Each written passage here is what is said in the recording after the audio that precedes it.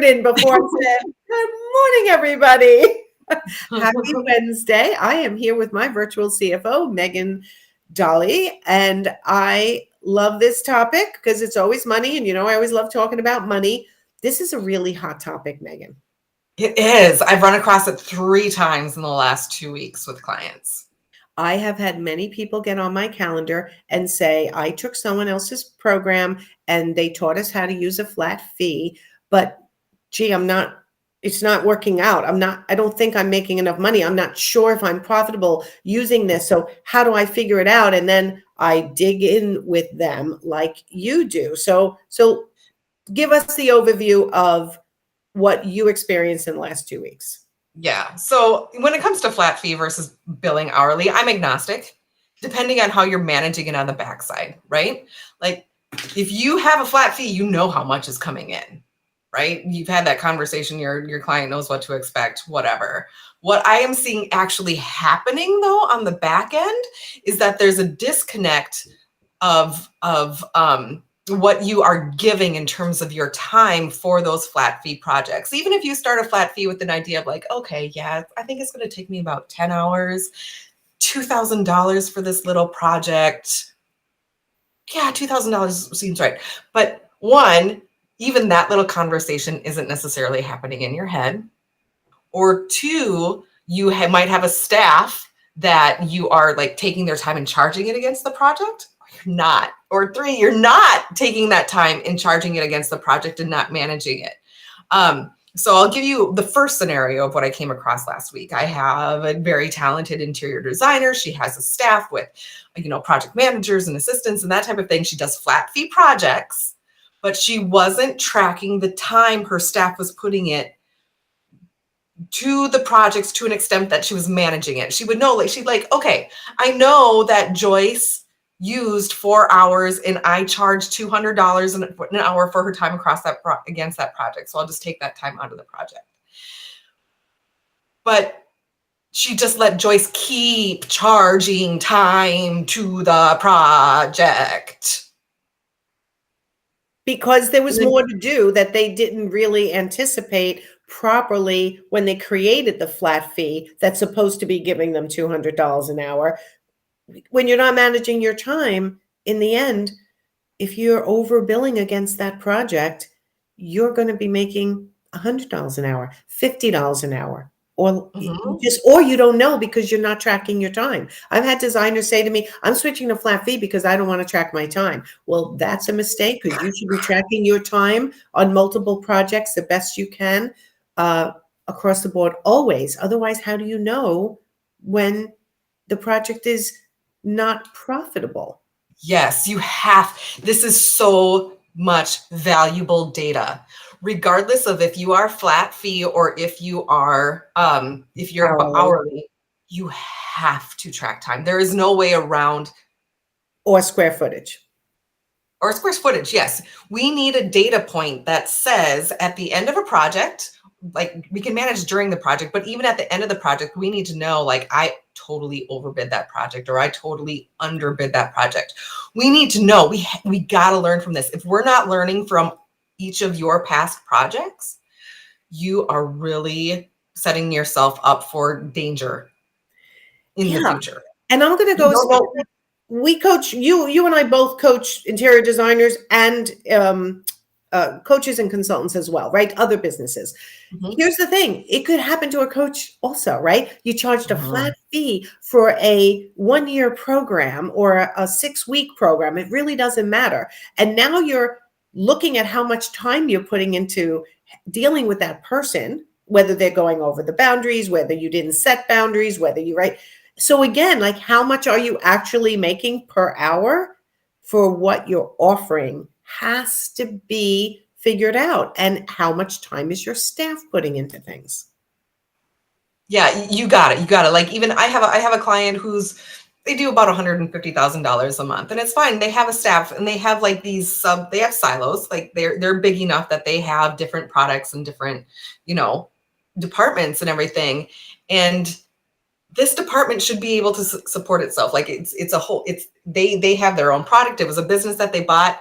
And guess what? We figured out that they actually subsidized that department by $100,000 in the last 2 quarters Wow. I because know. they weren't managing it.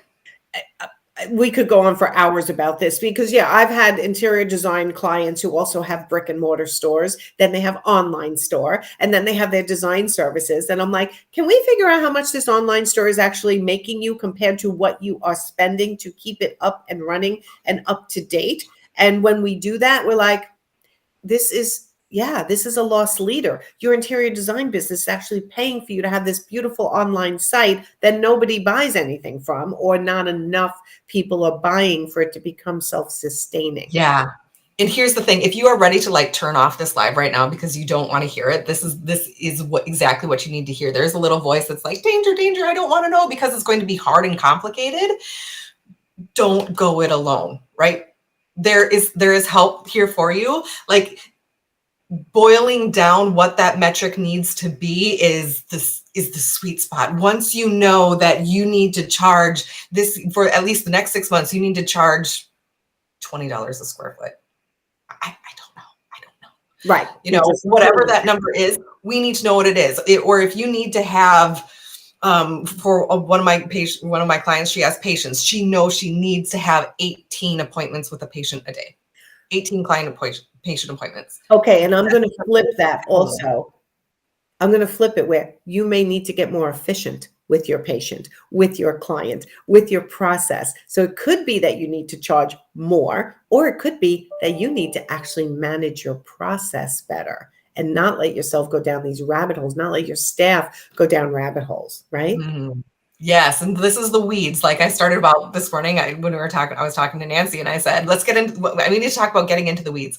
Like this is getting into the weeds of your business. And I know a lot of creative people are like, oh, gross. Like even me, I don't really enjoy doing it for myself. It's not my favorite thing of getting into my own weeds. I love doing it for other people, but you know, cobbler's children have no shoes.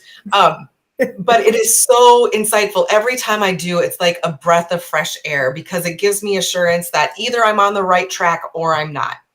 And Yes. either way, I know, like if I'm on the right track, it's like, and if I'm not, I'm like, ooh, I know exactly what I need to fix and I go fix it. Numbers don't lie. That's the bottom line, people. You can lie to yourself. I just got off of a session yesterday and today where it's like, you know what? How do we make this work? I can give you all the lessons in the world, but when you say to me, I don't want to track my hours, you want to know what I say? It's rough. It's, you know what? Too bad. Because if you don't want to track your hours, then get out of the business. Because at least at some point in the beginning, when you're trying to readjust your pricing and deciding whether you are actually making the living you want to make for the hard work that you're doing, you need to be tracking time billing, even if you're billing a flat fee. And if you're not, you're volunteering. Yeah, and you're volunteering not to know about your own business and not being able to make good decisions going forward related to how long things are taking you. The industries are always changing. All the industries I coach in, all the businesses you coach in, industries change. Things are taking longer, for example, in the interior design side. So do you think your fees have to change when now a project that should take 3 months is hanging on for a year and there's more follow-up, there's more delays, there's more replacements that you have to do? That means more hours. Should the client benefit from the world changing? Should you be the victim of your business being put under because you're not calculating things properly? No. Getting into the weeds of how your money is being charged and allocated and used in your own business is basic business 101. The number one pushback I get from this conversation is I can't get my staff to track their time. Here's the thing. I have an easy answer to that one. Right. Here's the thing. They don't track their time. They don't work for you. Thank you. I was going to say, because then they're fired. Like if that's a requirement of my business, you must track your hours. And I think where people get confused and get caught in the weeds of their brain. It's like, well, when I'm in, and again, I'll use an interior designer as an example, or even a coach who's coaching a group coaching program. Well, how do I allocate? Right? Coaching is easier. It's like divided by, there's 8 people there in your group, divided by 8, you know how much you are making per person. For a group program, for an interior designer, you're at a showroom and you're sourcing for 3 different clients at the same time. Well, how do I allocate that? Think of it as a percentage. Did you work 50% approximately on this one client and the other 25% on the other 2? You can. Yeah, The this is a good starting point. Right. The exact minute is not what's important, right? Mm-hmm. We give up Mm-hmm. minutes, we gain minutes. In the end, take your best guesstimate and put it towards those projects. Yep. And sometimes it takes just having an accountability partner to start building those habits, because they're brutal. I have my toggle window open all day, every day. There's always corrections that I need to make. Like even this morning, I woke up and I was like, oh, I totally forgot to turn off that timer for my client last night. Oops. There's like 17 hours on there now. Nope, nope, nope, nope. I was done at 4:30 yesterday. It's not a perfect system, and even your employees won't be perfect. You won't be perfect, but something is so much better than nothing. We need something to manage against. You are in business. You're not going to get around your responsibility to manage. So that example you gave in the beginning where the interior designer has a staff and they're just keep working. She's not saying you have 2 hours to source this furniture for this client because that's how much I worked into the job to be allocated to sourcing. Correct. That conversation never happened. She was And just never taking the hours. happens, period. Right. With a flat fee, you have to be very specific on the scope of the project. If the client asks you for more work, you have to then add an additional rider to, okay, we can, if you'd like us to handle that, it's going to be an additional flat fee of, and you really have to understand how long it takes you and your staff to do things. Yes. Flat fee to client doesn't mean flat fee for you internally. That needs to translate to what is going into this flat fee. The only way that this could work without like management, if you have a flat fee project that you sold, is that you aren't doing any of the work and you are having somebody else do it for a flat fee, right? Like if you are outsourcing it and you say, okay, $10,000 project, I am paying them $5,000 to do it, come hell or high water, and this is the deliverable, flat and flat. When does that happen? It doesn't. It doesn't. They're going to charge you hourly.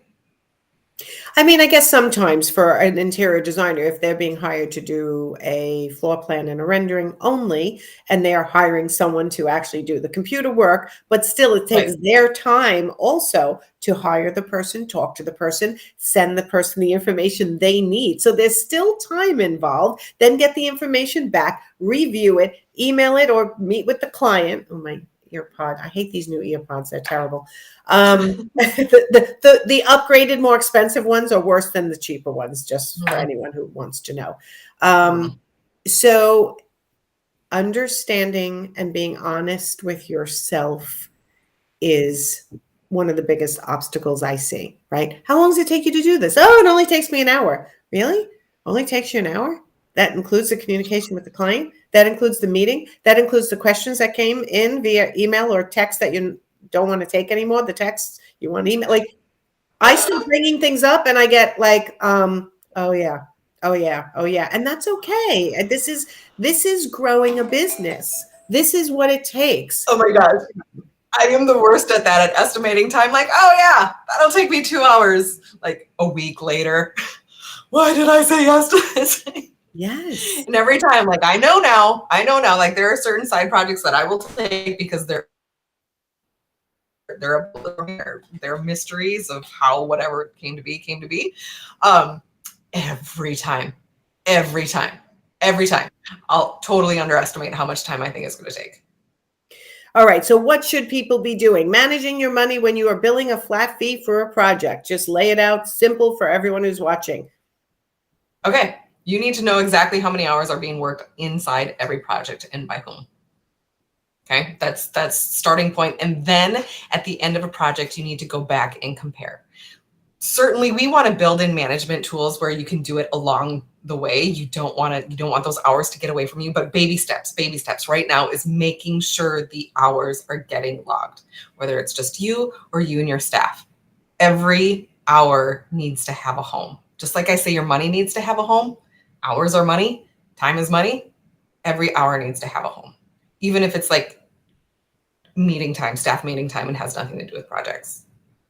Gotta have a home. And then we have tasty data. Then we can explode your business from there.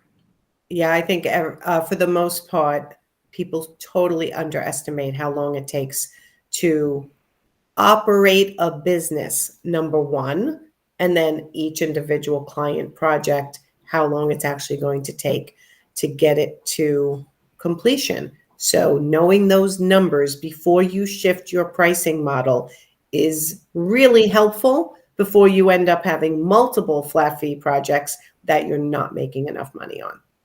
Yeah. When the client tells me, I ask them, like, how billable is your staff? Like, how much time is it? Like 50%, 40%, 60%? Oh, 100%. 100% of their time is billable.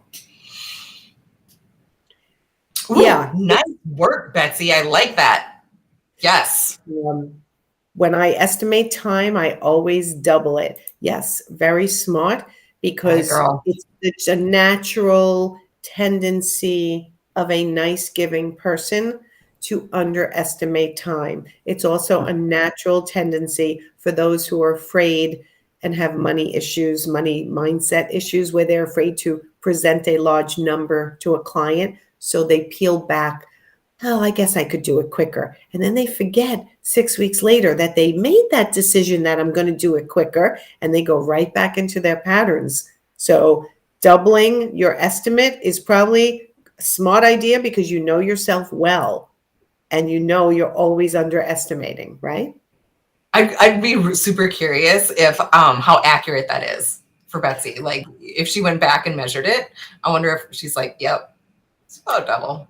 That's part of the reason why I put up, and it's free in my business building boutique for interior designers, that profitability analyzer. It's a spreadsheet they can enter how much the client paid, if they got any money from any industry partners, referral fees or anything, how much they paid in taxes, how much they paid out in furnishings, services, or anything that went out that was the client paid for it, but they ended up paying it out, and then how many hours they worked on that project. And it magically, you hit enter and it calculates what your profitability percentage was for that project, and it calculates what your true hourly rate for your firm was based on every hour that was logged.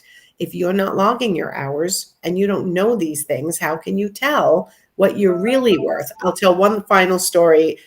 I had a client who came to me years ago, and I said, how much do you charge per hour? She's like, oh, I'm a $250 an hour designer. I'm like, fabulous. In your area, you can definitely get that. And then as we worked together, it was quickly discovered she was more like a $50 an hour designer, because she just left so much money and time on the table all the time. She just kept letting the client push the boundaries and not be clear and not track her hours. And then I'd go, well, it seems like you're into that project for a lot of hours. How many are you in for? How many did you estimate? Oh, well, I didn't really estimate. I'm like, so how did you come up with your fee? Well, and then you start realizing people are doing it by feel, right? They're doing it by feel, not by numbers. Not good. Yeah. And if this is intimidating to you, reach out.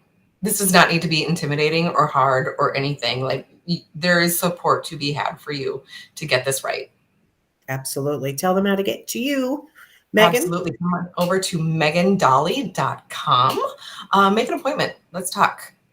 Absolutely. You know what? When I met with you and we go over my numbers, it's like such a breath of fresh air that I feel like I get it and I have a direction. So for those of you who are intimidated by your numbers, reach out to Megan, talk to her, let her show you what you need to be looking for over the next 6 months to a year, so that you understand your numbers, so you can make good decisions. Okay. And to be clear, I'm not going to ask you like a long-term contract or anything. I just want to get this one thing right this one time. And if you need me later, fine. But let's get one thing right. And blue sky. Blue sky. All right. Very good. Thanks, Megan. My pleasure. My pleasure. All right, Thanks so much everyone. for having me. You're welcome. I'll see you next month. And everyone, go have a great Wednesday and a great week. And I'll see you guys soon.